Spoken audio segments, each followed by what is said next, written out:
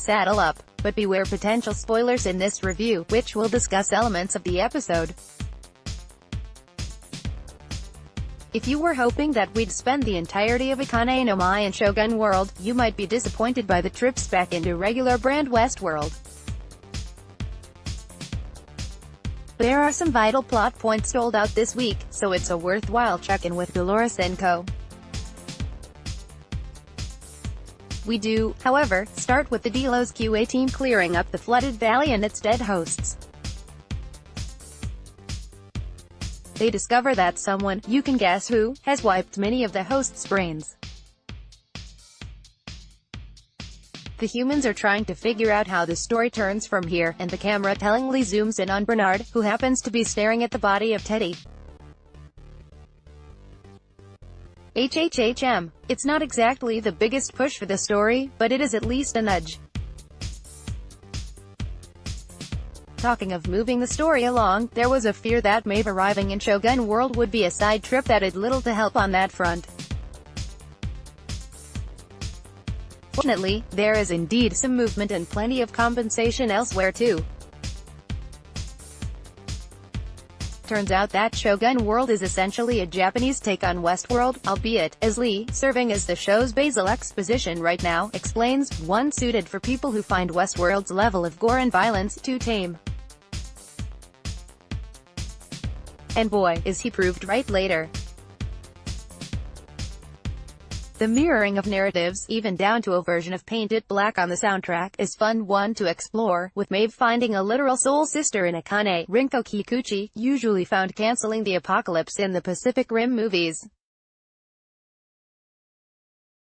A similarly spirited character, if not as free as our badass former madam, she quickly shows off a spine of steel when she dispatches a shogun's emissary in brutal fashion. Kikuchi does great work here, showing Akane's vulnerability along with her ability to make the tough choices. Shogun World is a beautifully realized place, with as much attention to detail as Westworld itself. It's also a place where Maeve discovered a new power, with her psychic ability to control other hosts.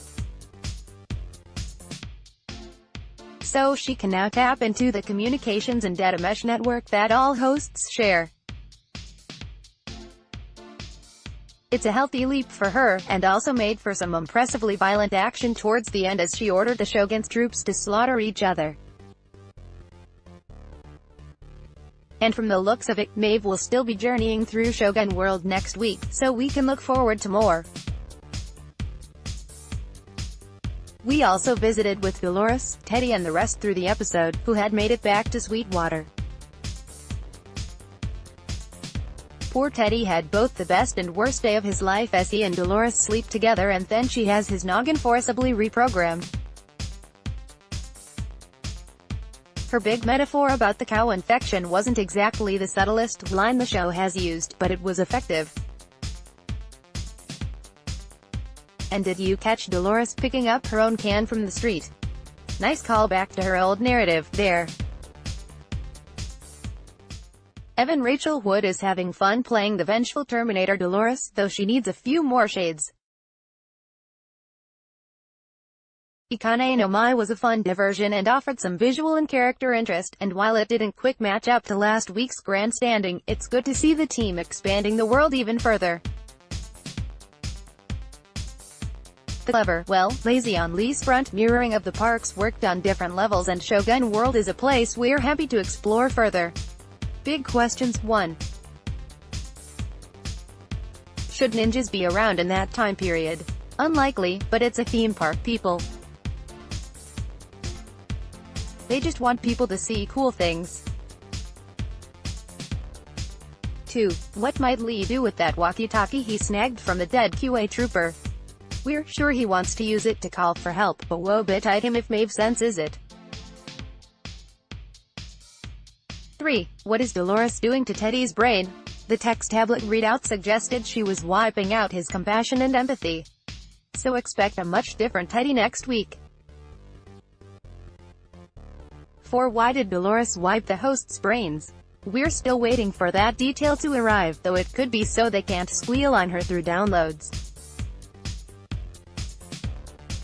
5. If Dolores and co. are taking the train to the Mesa, what's to stop Delos' team from meeting it with a hail of bullets?